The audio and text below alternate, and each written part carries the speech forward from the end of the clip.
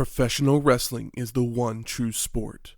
Other sports have their share of intense, dramatic moments, but nothing can compare with professional wrestling.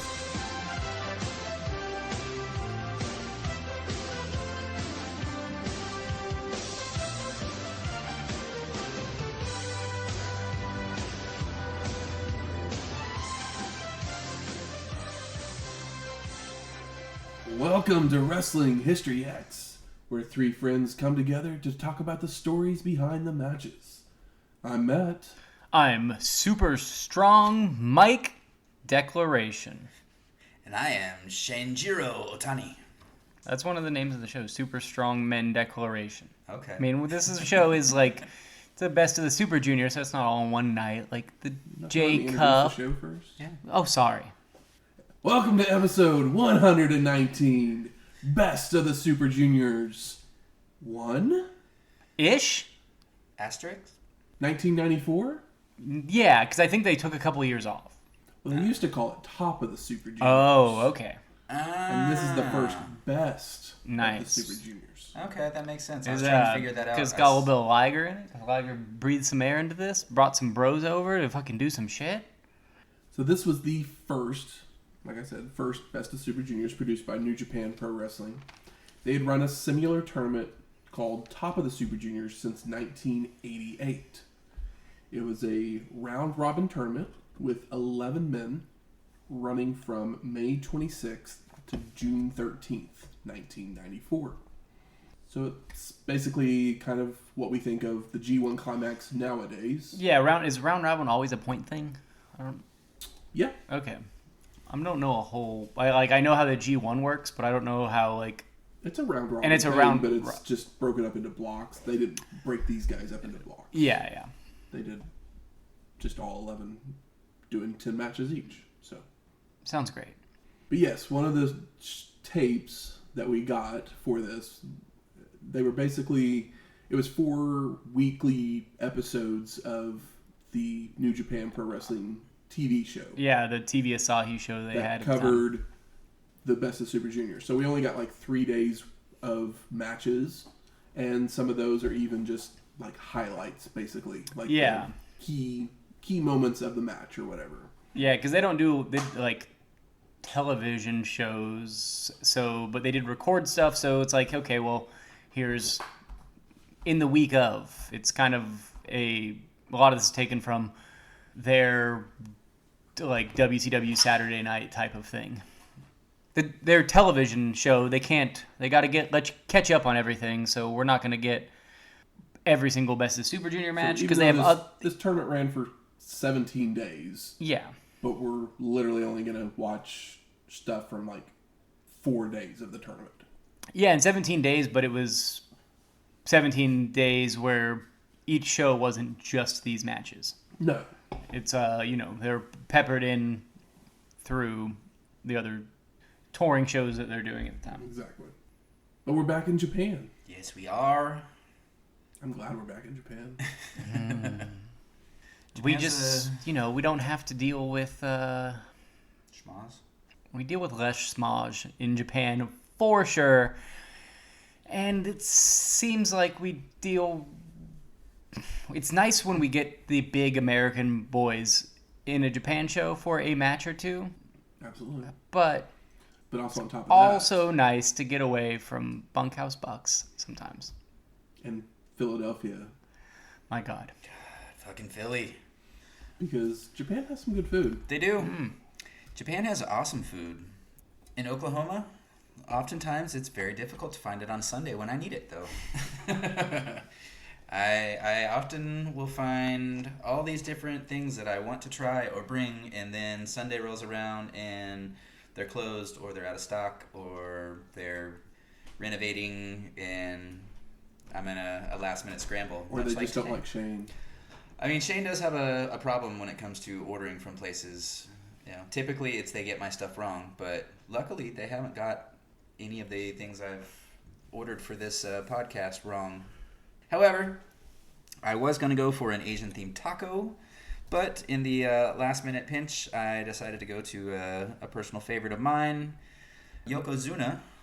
Not just an awesome sushi place here in Oklahoma City, but also in Tulsa. And of course, it has the tie-in to the world of the Japanese sumo wrestling and WWE. So it's like a nice little tie-in all around. The first roll we're eating is the John Tenta. That's not true. It's a joke. No. I went for some Oki-inspired options here. One of them is known as the Doppler. You know, us people in Oklahoma are big on our weather here, so...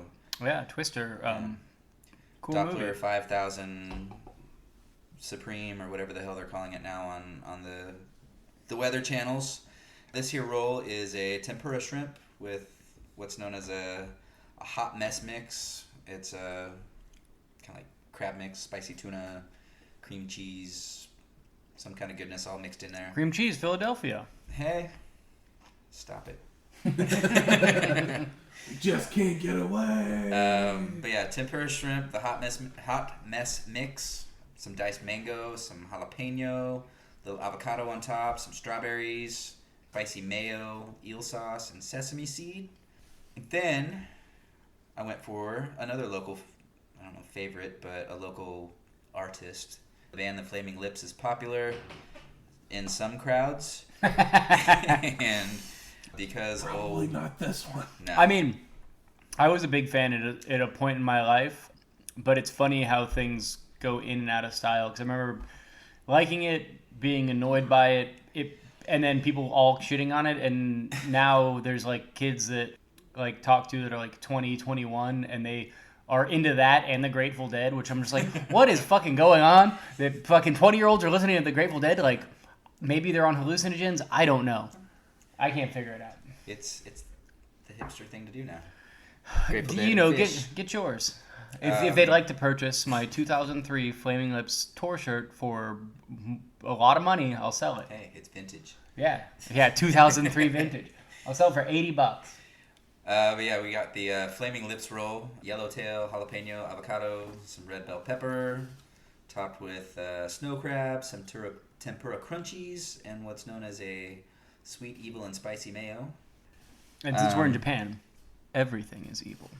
Yes. Everything is evil. Everything is delicious. Yeah, I don't know which one I think I like the, surprisingly, the Flaming Lips one a little better. Just because it has a kick more heat for me. Yeah, they're both really, really good. I don't know Yokozuna. I like the roll better than I like the band. And I definitely like the roll a whole lot better than I like the front man for the band. Who's There's some good stuff, but I like the stuff with guitars more than the stuff without guitars. Yeah, the first time I heard Flaming Lips, it was really weird because I didn't realize that's what everybody was talking about. Yeah, you're like, who this wants to is listen to a guy that's not as good as Neil Young sing like Neil Young? I literally think the only Flaming Lips song that I could probably tell you is the one from the Batman Forever soundtrack. Oh, which one is that? I have no clue. Okay, cool. But there's some fun stuff with when they were a guitar band, and then it turned. It doesn't matter. It's not worth talking about. But you know what is worth talking about? New Japan Pro Wrestling. Yes, sir. Well, actually, stuff that happened right around the same time. that Best too. of Super Juniors. Okay. Speed, starring Keanu Reeves and Sandra Bullock, would be released a few days prior. The quiz hot shot. what's the speed in Speed? 55 miles an hour. Is it? Yeah, it's like we can't. That's the joke I was gonna make is that we can't drive 55, but I couldn't remember if the 55 was the right speed. I should have known better. You know that this movie was ghost written by Sammy Hagar. But like, yeah, and this is also kind of the like biggest movie that Dennis Hopper did after being like kicked out of Hollywood for being a monster, outside of smaller roles. But this movie was a huge film. Yes. The biggest film Dennis Hopper had been in a very long time, and probably the last big film of his career. Super Mario Brothers movie didn't really work out for him. I mean, I liked it, but I don't know that anybody really enjoyed making it. A lot of people didn't enjoy watching it. I love Super Mario Brothers, the game. Oh, but yeah. I've never allowed myself to watch the movie. The movie is a fun head scratcher. That's a way to describe it. I mean, I'm down for Dennis Hopper in I love any Dennis situation. Have you guys ever seen Space Truckers? No. Well, Dennis Hopper's in a really bad movie called Space Truckers. I love Dennis Hopper so much that I love to quote Pauly Shore from Biodome doing his Dennis Hopper, Blue Velvet, oh, I'm slutty, oh, I'm slutty, as he breathes his... Mm-hmm. You know what a love letter is? It's a bullet or a fucking gun. But yeah, Speed. It's better than Speed 2. I don't think I've ever watched Speed 2 because You don't need to. Speed 2, it's on a boat. Well, because like it came out and people were just like, "Yeah, this is horrible," and I was just like, "Okay, I don't need to watch it." Yep. Did Bullock come back for Speed 2? Yes, she did. Okay, I just remember the end of Speed Keanu 2. did not, and we got Jason Patrick instead. Who's Jason Patrick? Exactly, yeah. But this is like... But it didn't seem to kill Sandy's career too bad. No, she still had a couple of Miscongeniality movies to make. Yeah, Demolition Man, I believe, is after this. She had some practical magic in her future, and then, Oscar came knocking I think Demolition Man a while was later. before. Okay. Yes, Demolition Man was like her first. She did Speed, and then it was While You Were I Sleeping. mean, she may have filmed Speed first, The but Net. I think Demolition Man Yeah. came out first. But this made Sandy a major star. Oh, yeah. Keanu. I This mean, was his- Point Break had already happened, I believe. Yeah. Yes. So, yeah, this is like leading This up... was him reminding Hollywood that, Bill and hey, Ted this had is already what I can do. happened. Yeah, but this is leading up to the greatest Parenthood film was of all already time, The out. Matrix. I mean, yeah, leading up to Matrix, where he kind of blew up. Yeah. If not now, then definitely then. Yeah, and he's obviously had a huge comeback with the John Wick movies, where everyone's like, "Oh, you guys remember action movies?" And we're like, "Yes, action movies." And they're like, "Do y'all remember when action movies were nothing but action?" And we're like, "Oh no, this is new." We all love Face Off, but Face Off is not 100% action. John Wick 3 is exhausting amounts of action in a good way. Yes. But what else is an exhausting amount of action? Wrestling. Best of Super Juniors. Of course, these guys. But in a good way. Yeah. These guys don't get blown up. Definitely not. They They can go over 55. Sometimes I'd wish And they'd slow keep it. down. I'm trying to take notes. But there's no bomb if they slow it down. So No.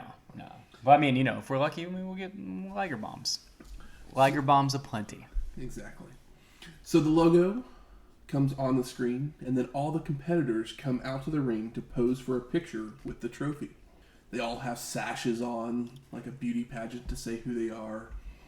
And then we get highlight videos of different wrestlers. And the commentators introduce themselves, with Masa Saito joining them. We haven't seen him since WCW New Japan Pro Wrestling Super Show 3, back in episode 83.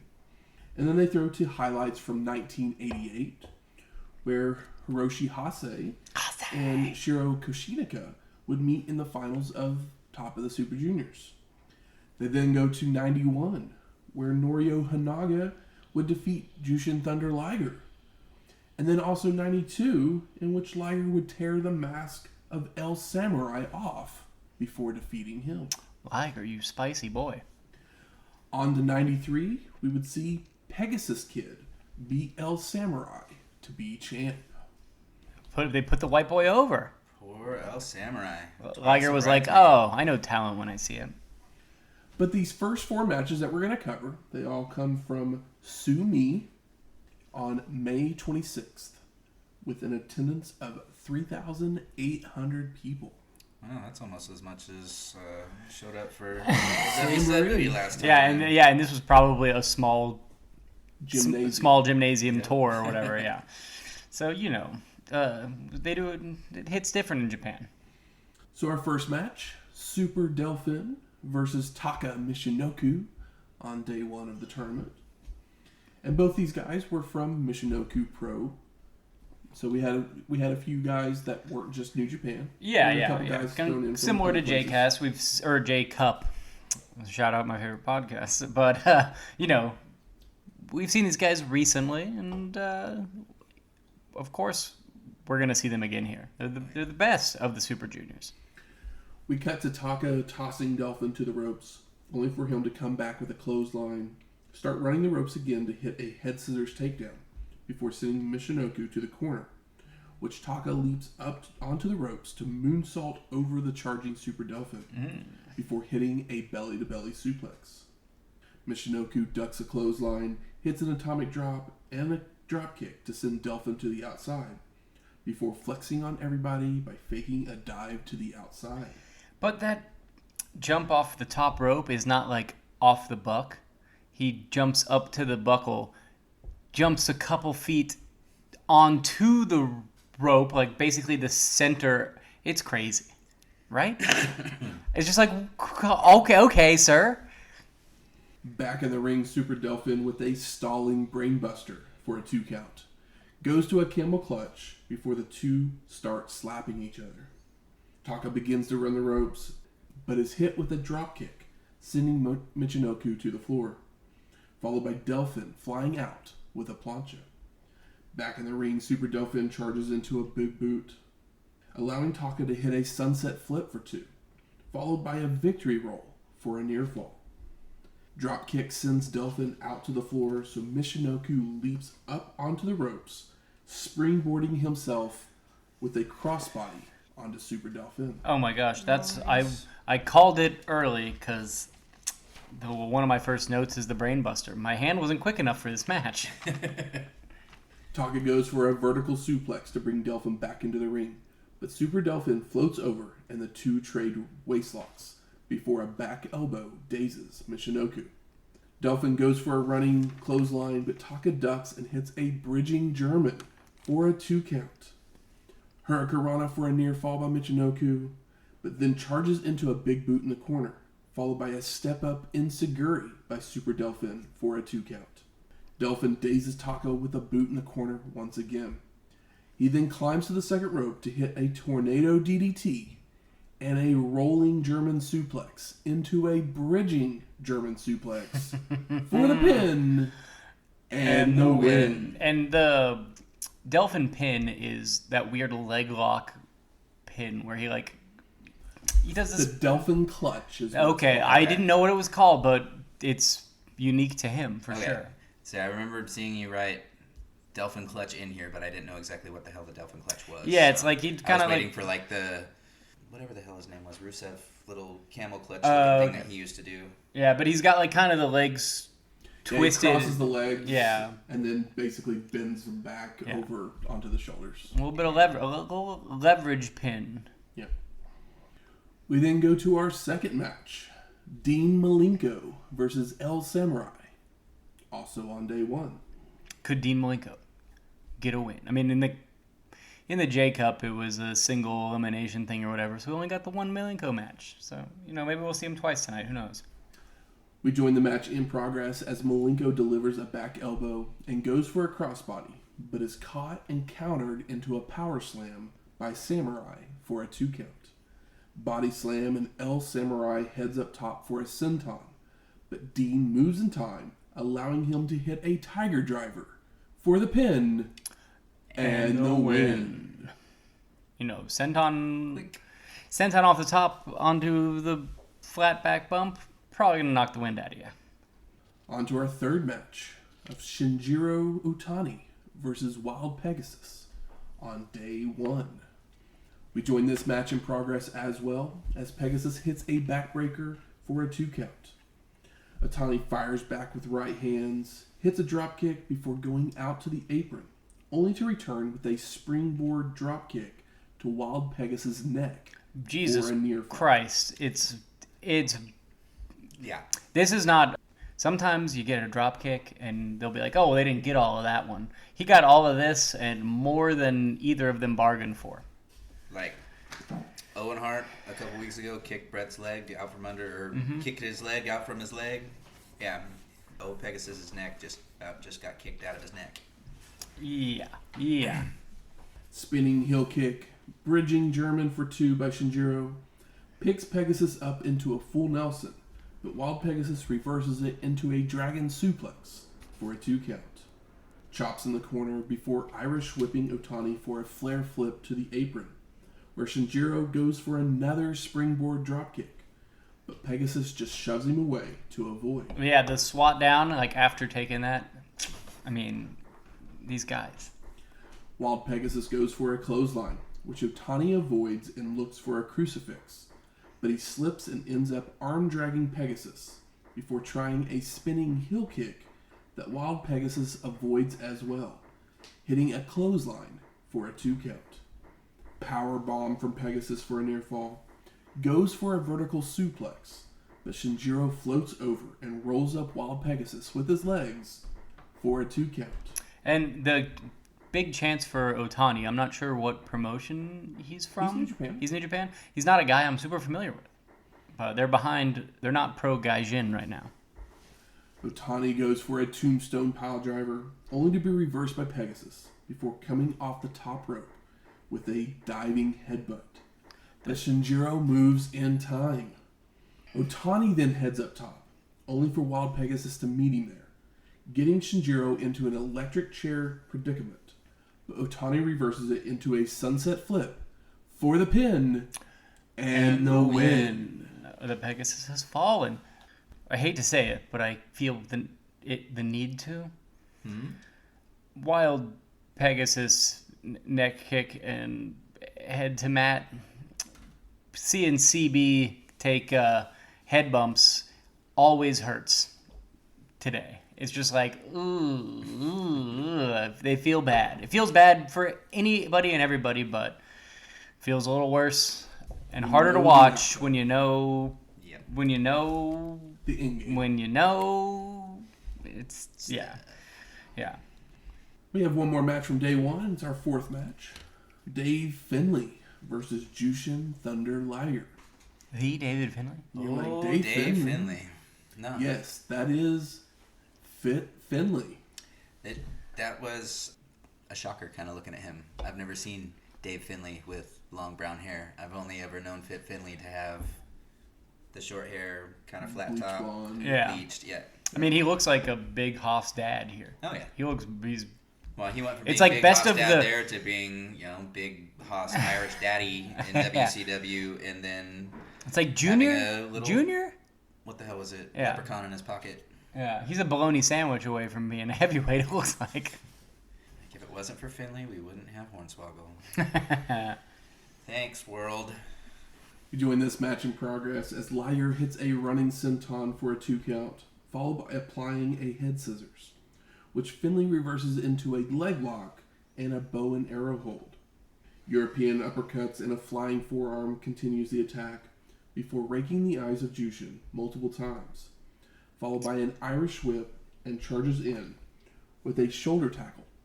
But Liger moves, sending Finley into the corner shoulder first. Posted. I love the double eye rakes and the ref's like, no, sir. Jushin hits a release German suplex for a 2 count before heading up top, only for Finley to drop kick him off to the floor. Dave follows out to run Liger into the guardrail before bringing him back into the ring the hard way. Finley climbs to the top rope and goes for a diving headbutt, but Jushin moves to avoid and hits a Liger bomb for a near fall. Jushin with a fisherman buster for a 2 count goes for another suplex, but Finley mule kicks Liger to escape. Right in the Liger bombs. David then hits a tombstone piledriver and a gut wrench power bomb for the pin and the win. Yeah, I'm not gonna lie. I wasn't expecting Finley to beat Liger. Oh, no, me neither. I was like, he had some good heel work in there. He was being a little dirty, and I didn't expect him to win. I mean, I should have expected it because we know Liger will lay down for anybody. Yeah.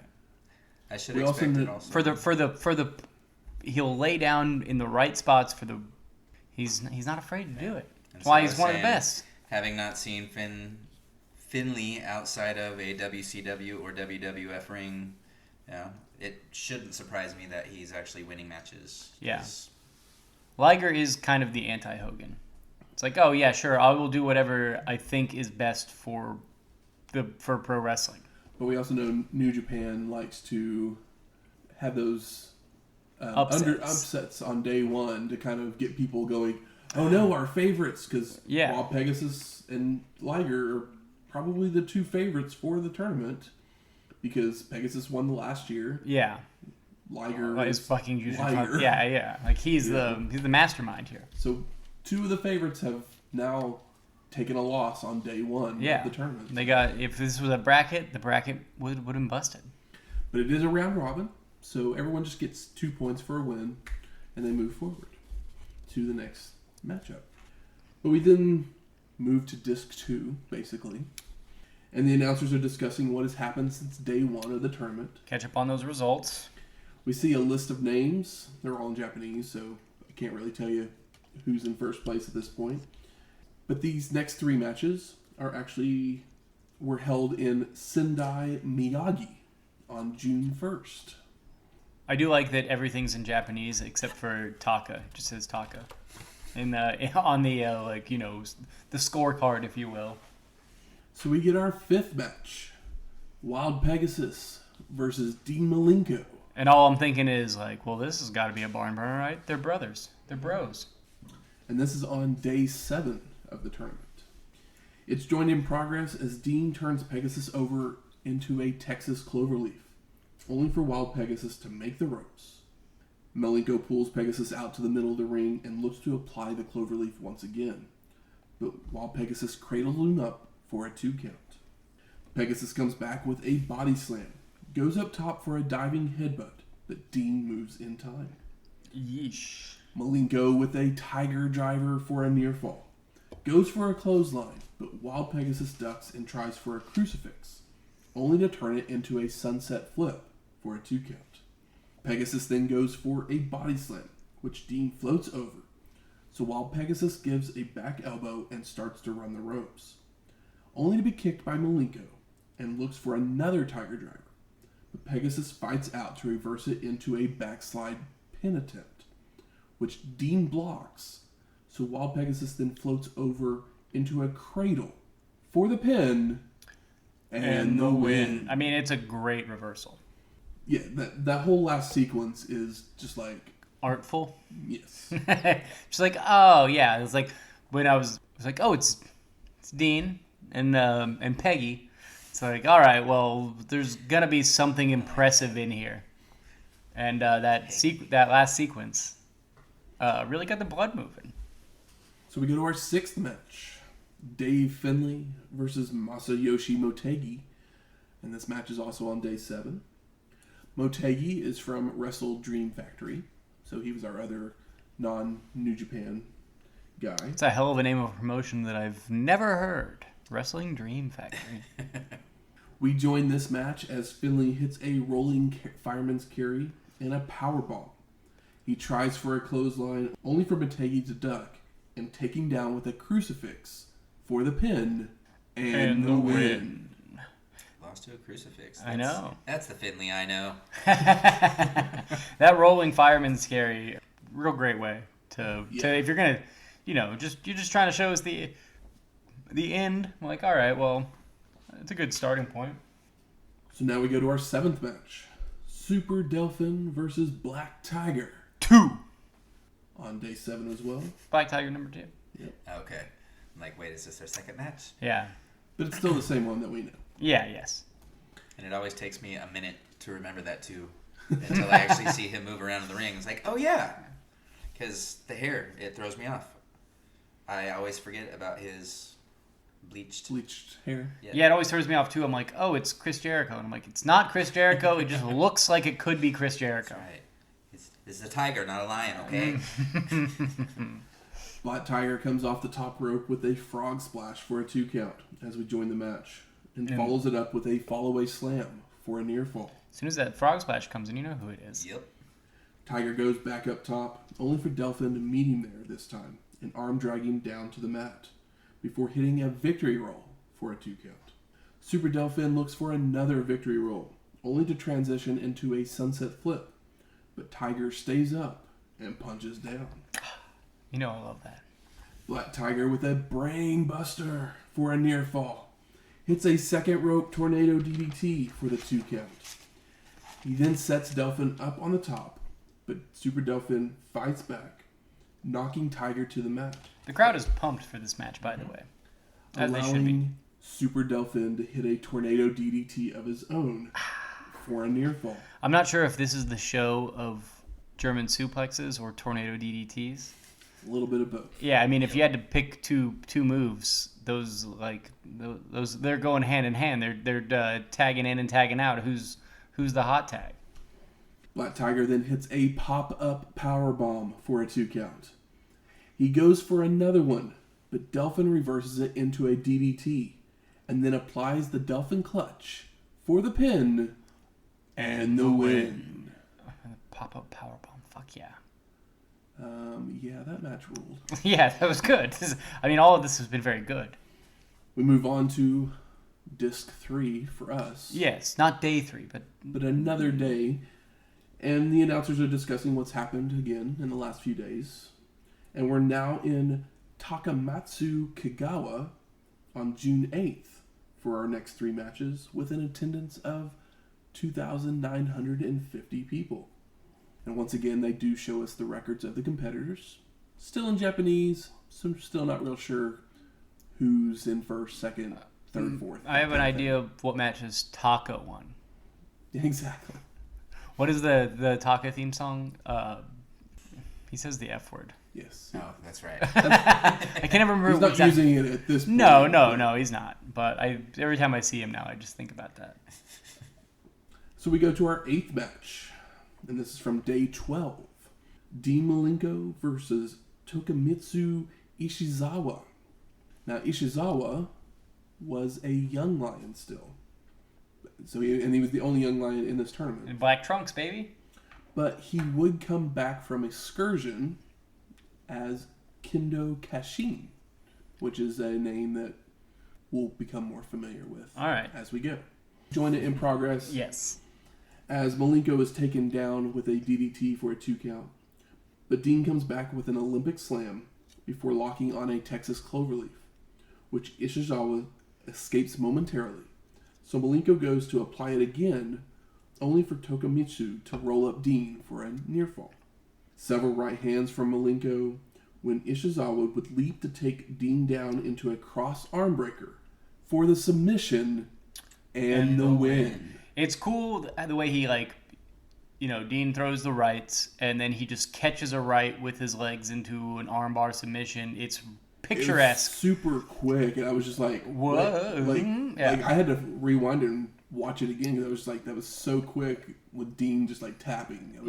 Quick and clean, and it's just, it sounds, it sounds like, oh, well, he just submitted him real quick, but it's, not only is he a young lion, but I mean, come on. I'm used to Boston Crabs from my young lions. This was good shit. And it's Dean fucking Malenko. The man of 1,000 holds. And he got submission. And he done got held. Yeah. We then go to our 9th match. Wild Pegasus versus Super Delfin, still on day 12. And then we see Pegasus setting Delfin up on the top rope for a superplex as we join the action. The two start trading chops until Super Delfin goes low with a forearm. Body slams Wild Pegasus and heads up top to hit a missile dropkick for a near fall. Another dropkick sends Pegasus to the floor, which Delfin follows out with a top rope crossbody. Back in the ring, Super Delfin with a Saito suplex for a 2 count, followed by a stalling brainbuster for a near fall. Delfin stays on the attack with a backbreaker, heads up top, and comes off with a splash for a 2 count. Super Delfin then starts running the ropes, ducks a clothesline, and goes to leap up for a victory roll, but Wild Pegasus just throws him off onto the mat. A bridging dragon suplex, a bridging German suplex, and a tilt-a-whirl backbreaker, all for 2 counts. Delfin. We're getting Delfin chants for good reason. Pegasus then heads up top for a diving headbutt for a near fall. I thought it was over. While Pegasus then hits a jackknife powerbomb. He tries for a second one, but Delfin reverses it into a victory roll that doesn't roll Pegasus over. While Pegasus then charges into a big boot in the corner, allowing Super Delfin to go for a second rope tornado DDT. But Pegasus just shoves him off. I've seen this before. Only for Delfin to come right back with a victory roll, which Wild Pegasus sits down on the shoulders for the pin and the win. It's pretty hot shit. I mean, Delfin and Wild Pegasus. Exactly. Does Delfin stick around for a while?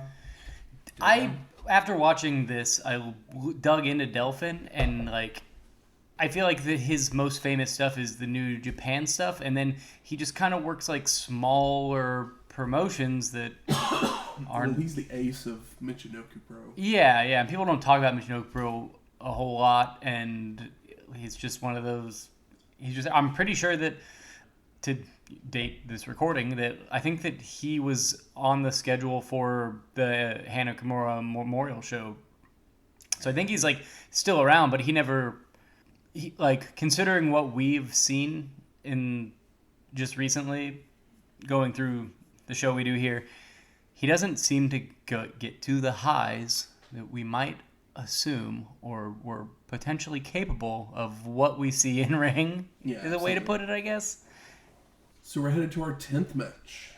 Jushin, Thunder Liger versus El Samurai on day 12. Liger! This match is joined in progress as Liger hits a backbreaker and heads up top for a diving headbutt for a 2 count. Don't we all know that the diving headbutt just doesn't land at this point? I figure so. Based on what we've seen. Liger tries for a tombstone piledriver, but Samurai reverses it into one of his own, before heading up top for a splash, only for Jushin to move in time. Liger hits a Liger bomb for a near fall. He looks for another, only for El Samurai to counter with a roll-up, but Jushin rolls through for a 2 count. Show tie by Liger. He then misses a clothesline, so Samurai hits a Russian leg sweep before locking on a submission hold, but Jushin powers out.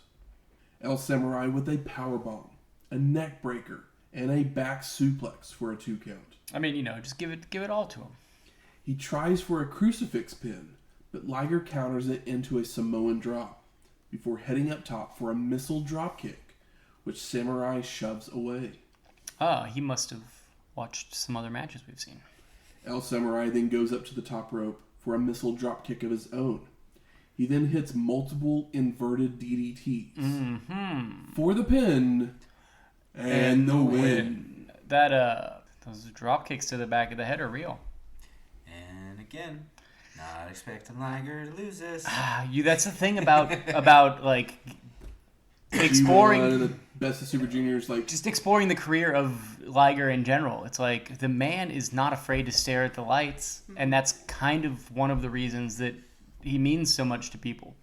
In a weird way, it's like he's just a fucking good guy and a great wrestler. I mean, I don't know the man, but that's like based on his win-loss record.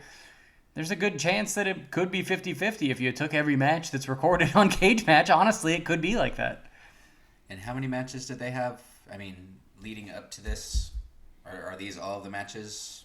No, they're Okay. like Everybody had 10 matches. Each person had 10 matches. 10 matches. Okay. Yeah. That's what I was trying to So figure they're out. like because- sprinkled in through like touring shows, Okay. and So it then was the final will be like on It what was we a would call a pay-per-view. 17-day tour, Okay. and each show probably had 5 matches. Okay.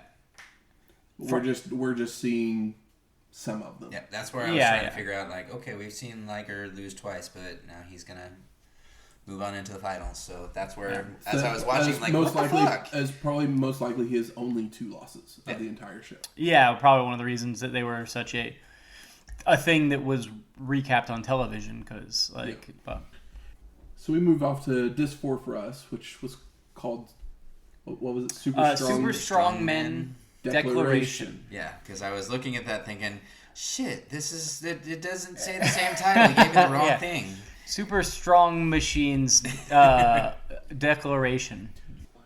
But the announcer welcomes us outside the Osaka Prefectural Gymnasium in Osaka, Japan.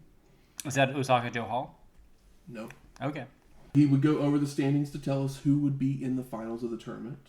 And the crowd for this show was 6,850 people. Nice. Hell yeah. So we get our 11th match. The finals of the Best of the Super Juniors. 1994. Jushin, Thunder Liger versus Super Delfin.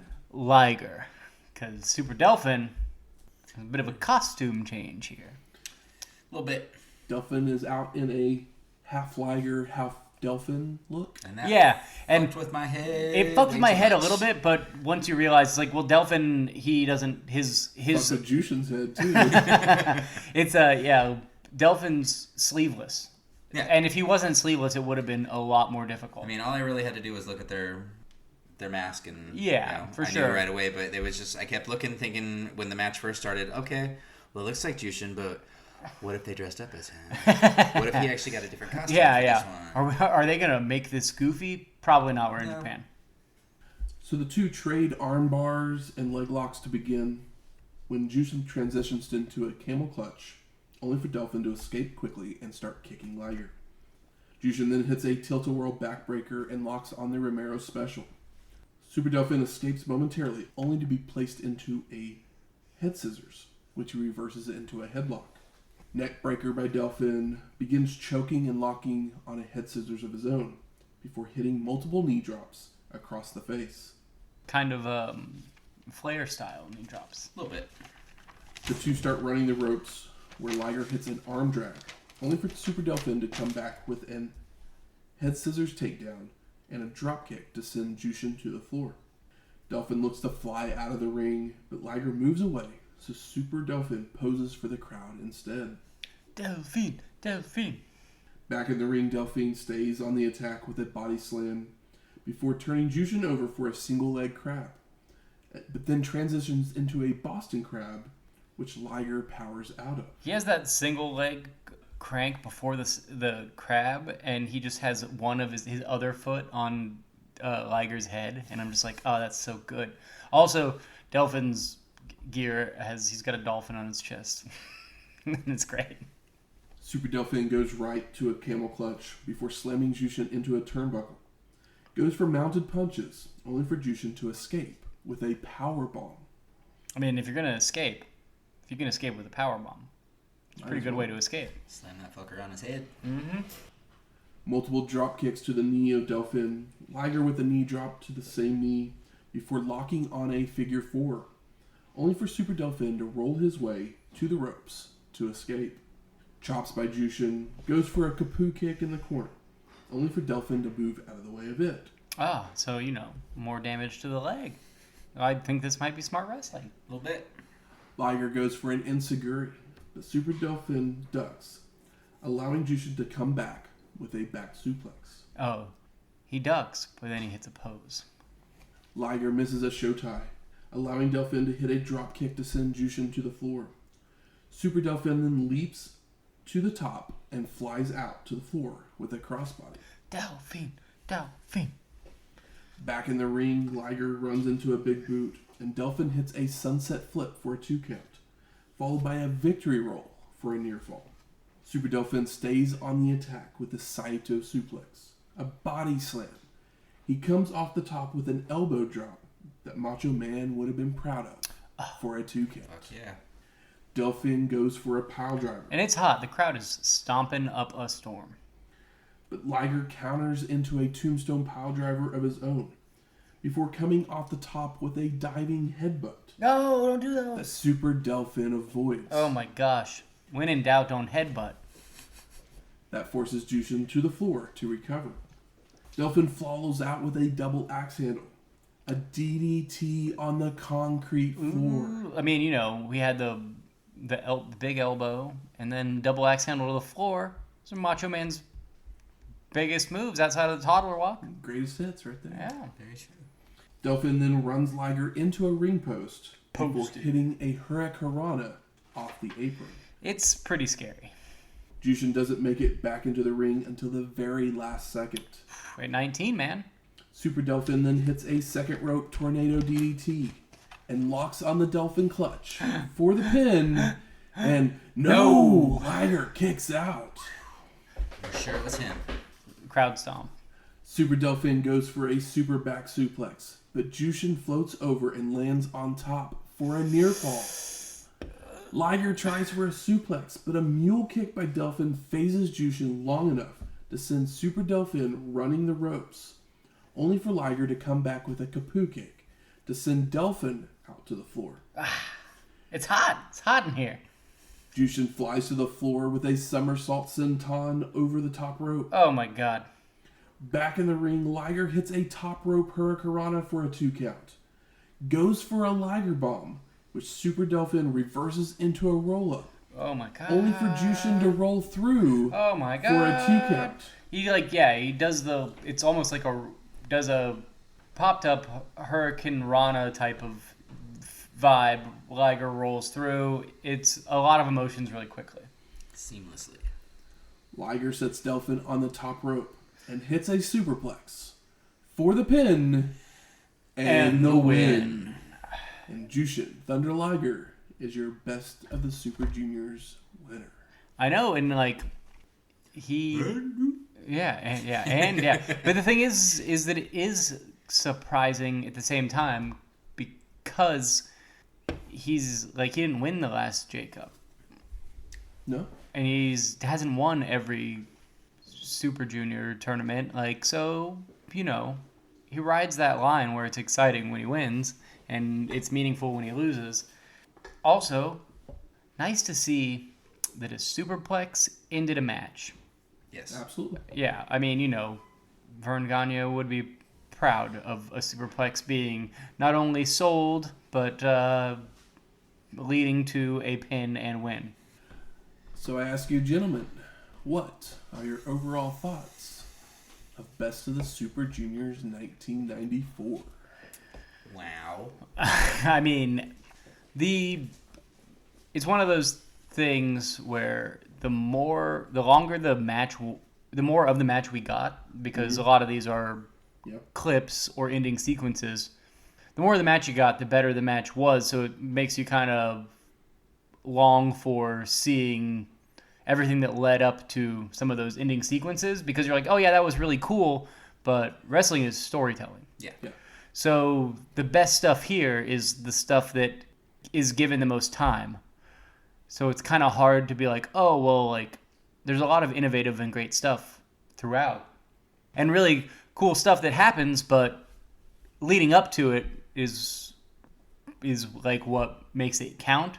So the longer match, the better match. Absolutely. Which isn't necessarily fair to everything that we saw, but that's what this art form, sport, style of entertainment is. That's how it works. So just seeing one move isn't the whole story. Yeah. It's like watching the last 5 minutes of Reservoir Dogs and not watching the rest of it. It's like, well, all right. I don't care who gets shot. I don't know who I like. I don't know what's going on. Yeah, the few longer matches that we got were definitely better. The show itself was good. I wish there was more to it. I wish I could understand some of the stuff that they were saying on there, obviously. Yeah. But with that being said, even with the language barrier there and not understanding what they are saying as they are calling the matches, you can't help but be drawn in by everything that's happening on there, because they all just blend so perfectly and seamlessly together. And you get a feel for the crowd. Yeah. It's they all know that Pegasus is really good, but they got to have that that pride of we want Delfin. Exactly. Fuck you, Delfin. And Delfin is so fucking over that it's kind of crazy. Well, the finals was actually held in Delfin's hometown. Oh, Okay. That's so smart. God damn it, they know what they're doing. Yeah. I love watching these guys just outperform each other. Yeah. Because they're literally just going out there and just trying to outshine each other, just making the best match that they possibly can. Yeah, it feels like they're doing it for themselves, but they're also it's fucking it's great. It's great, but yeah, it gets a little showy, but it never gets to the point where you're rolling your eyes and be like, all right, dude, okay. Everyone's on the same page and they're all bringing their own thing. And obviously, since I think we only had one full match being out of all this, the final, out of these matches that we covered, this is definitely not as good as the Super J Cup, because we saw every single match, full match, and everything. Yeah, this could have been a better tournament. We don't have But we're never going to obviously watch 17 days worth of matches either to cover something on here. No. So thank you. Yeah, we're getting a taste for it, but the J Cup is special for a reason because it happened in one night, because it's all right there, and there's a story that happens throughout the evening, and that's why these tournaments in Japan are fun and special, and totally worth following along with. So it's 2021, and get your J Cup and G1. Sign up, guys. It might not be like this, but I guarantee you, it's better than the alternative. Good. Where's the smart marks at? All right, fuck you. I think it's time we smark it up. So what are some of the best moments of the show? Young Lion armbar. Yes. Yeah. When he catches the fist into the armbar, and who is it that even tapped? Malenko. It was Malenko, Malenko, yeah. And it's just so fresh in my head because it's like, well, I haven't seen that before. Pretty wild. When Delfin does the rolling German into a bridging German on Taka in the first match. Oh my god, yeah. I was just like, oh, that's where that move's come from. Yeah, for sure. The rolling German. This is the night of German suplexes. And tornado DDTs. Don't forget those two. I mean, Those are all tough. even on the matches, like literally that we got like Just 20 seconds of, just the last bit of the finishing sequence. we can find something good about Yes. it. That's the thing about this show, is like every single thing is good on this show. Yeah. It's because, I mean, for the most part, they're showing us the very best parts of those matches. For sure. And there was no Negra Casas. Or Ricky Fuji's. I like Ricky Fuji's energy. But we did have a Tokimitsu Ishizawa. Yes, we did. He was the crossbreaker. Yeah. Cross-arm breaker. Yeah. It was so good. And it's from a young lion. It was And an upset. I loved seeing the Texas Cloverleaf, because that was actually one of my favorite holds back in the day. For sure. Yeah, Every time I see a think that's Clover... why I loved Dean Malenko so much. Whenever somebody busts out that move, it's like a cozy blanket kind of. you're like, I remember when this was a thing. Yep. Every time I see it, I'm kind of like, oh, it's a sharpshooter. I'm like, it's not a sharpshooter. It's not a sharpshooter. It's not a sharpshooter, but like for some reason my brain sees it as a sharpshooter. I don't know why. I mean, the only two people that I know that use it anymore is Ripley and Nick Aldis. Oh, okay. Sheamus busts it out every now and then. I know Hunter used to do it. If he'll ever have another match, who knows? But yeah, I want to say Sheamus was the last I saw of the men in the WWE, anyways. Anything disappointing? Other than just that we sometimes didn't we get- only get Yeah. 10, 15 seconds of a match. Yeah, it's one of those things where it's like, oh, it'd be easier for us to say what match we liked the most if we got to see full matches. Yeah. So, like, for the sake of being honest and transparent, you pick the last match because it's the only one you got all of. Yeah. Which I think would also lead us into our best performer of Delfin. I would go I mean, Delfin. we saw 3 Delfin matches, and just some of the stuff that he was doing in those matches, like, He was crispier than he was Yeah. in J-Cup, and he was more over. He was the hometown hero for the last match. Like, Delfin, that's what we were like, hey, what did this guy go on to do? And it's like, well, he's kind of most famous for his New Japan stint Kind of than this stuff. anything else, and it's kind of a shame because you're like, holy fucking crap. yeah. Yeah, it's kind of like Hayabusa, where there's Hayabusa fans, but Hayabusa's known for some of the exploits that he did that were taped or on bigger promotions, as opposed to the thing that he really pushed himself into, which is not a household name, even in the world of wrestling. How about most surprising? Young Lion armbar win. Dave Finley with hair. Oh, with yes. long dark hair. Yeah, Dave Finley was good. Dave Finley being considered a junior. That too, yeah. I didn't think of it that I that mean, way. I mentioned it earlier. Finley kind of reminded me of like Scott Norton here. He looks like Scott Norton here because he's just a beefy boy. Scott Norton with Scott Hall's hair. I mean, I mentioned it earlier. Whenever, like, New Japan likes to have those upsets on day one to kind of subvert the expectations. But Otani beating Wild Pegasus and Finley beating Liger on the day one matches, those would have definitely been shocks. For Back sure. then, they were definitely shocks now, too. Yeah. Because I was not expecting either one of those. I mean, we love a bracket breaker. Making their way to the ring. It's trivia time! Oh, shit. What you got for us this time, Matthew? This week, the category is the numbers game. The numbers game. What I say? It's the numbers game. 13, 24. I'm just... Okay. Talk, man. All right. I'm just... Yeah. Or So you hit can Brutus. So you're going to get 5 points for a correct answer. 3 points if we go to multiple choice. The question is, which wrestler had the best winning percentage with over 5 matches? This is the most numbers game. I just... Yeah, my question brain there kind is, of I fart. know. Okay. The best winning So the percentage. answer is not a number. The answer is not a number. Okay. It Oh is my a God. wrestler. The best winning percentage. Yes. So just think But of... what's the 5-match part again?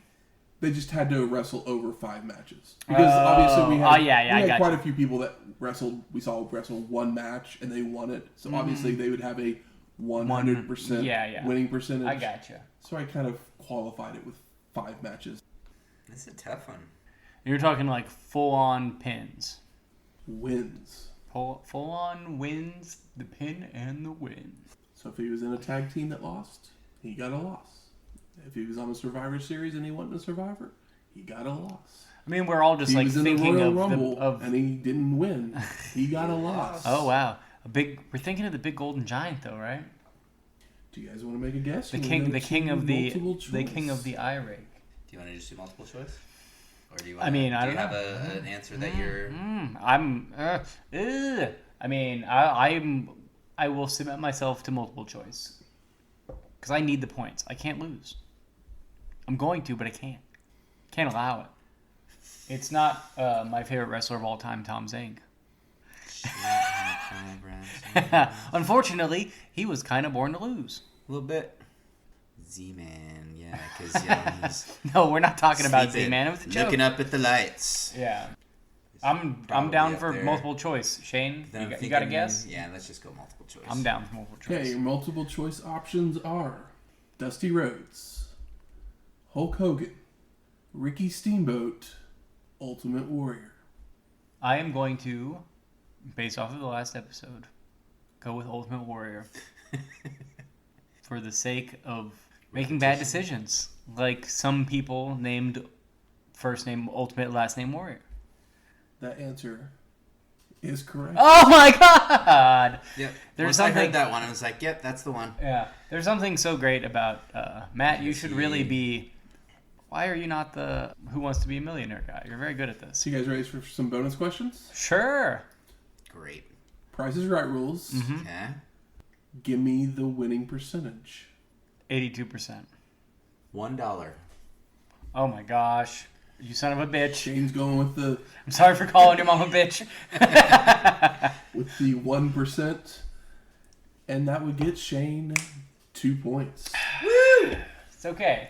As the answer was 77.78%. Damn. He went 14-4. I got some more bonus points for you. Oh my gosh. Okay.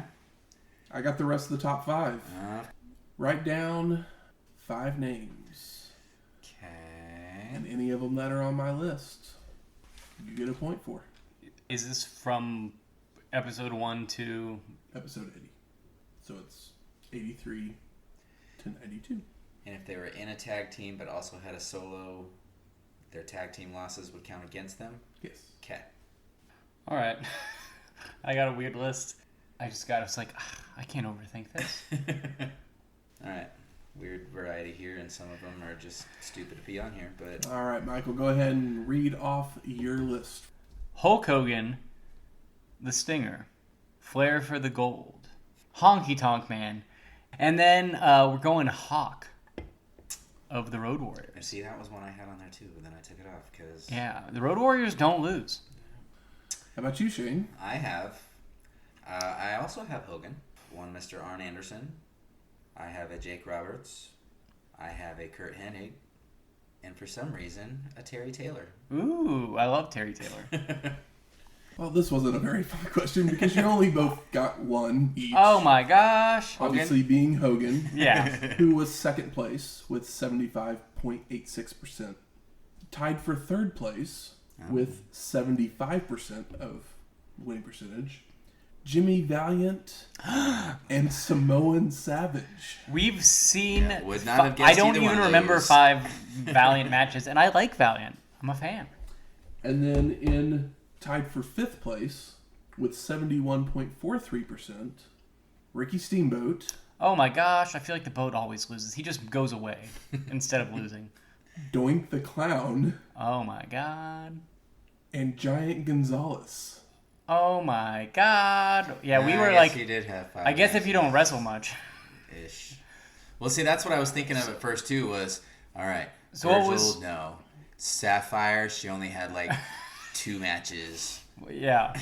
The only time I mean, it's a that fun list. Doink, Giant Gonzalez, and Ricky Steamboat will ever be in the same category. sentence, Yeah. Next week, King of the Ring 1994. Oh my gosh, I'm excited for King of the Ring. I miss the days where I was excited for King of the Ring. Like, the King of the Ring You today can be now. sucks. Yeah. No, but you can be now. I saw a thing recently where like Shinsuke Nakamura was wearing a crown and somebody was playing like guitar to his like theme song, and I was like, "Yo, are we gonna get a wild Nakamura push? That'd be fun, I guess." But who would you want to wear a crown right now in WWE in 2021 more than Shinsuke Nakamura? I want nobody to wear a crown in WWE right now.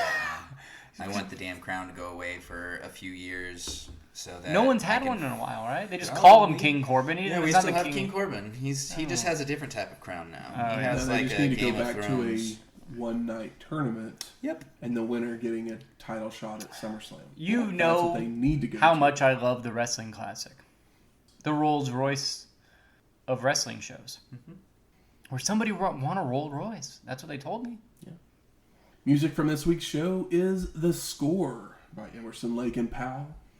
And Jushin Thunder Liger won our main event, so we play his theme song, Ikari No Jyushin by Yumi Hiroki. Their weekly television show had a great intro song, whatever it was.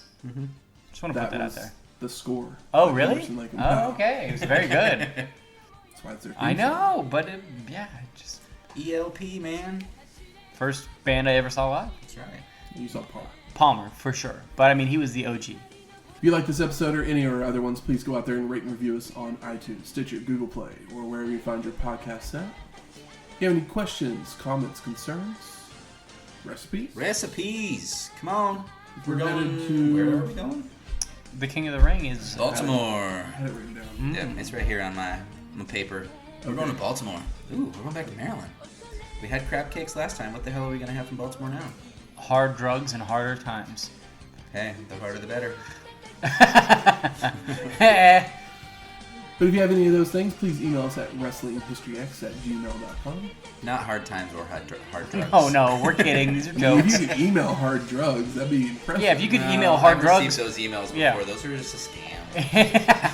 if you could email hard drugs, man, like holy shit, like people are out here wasting money on Bitcoin for Christ's sake. We got a Nigerian prince somewhere that's trying to email me some drugs now. Life is a drug. Get high on life. Get high on wrestling. Or you can always find us on Twitter at WrestlingHistoX. That's Wrestling HISTO. X. We'll talk to you next week. Laters.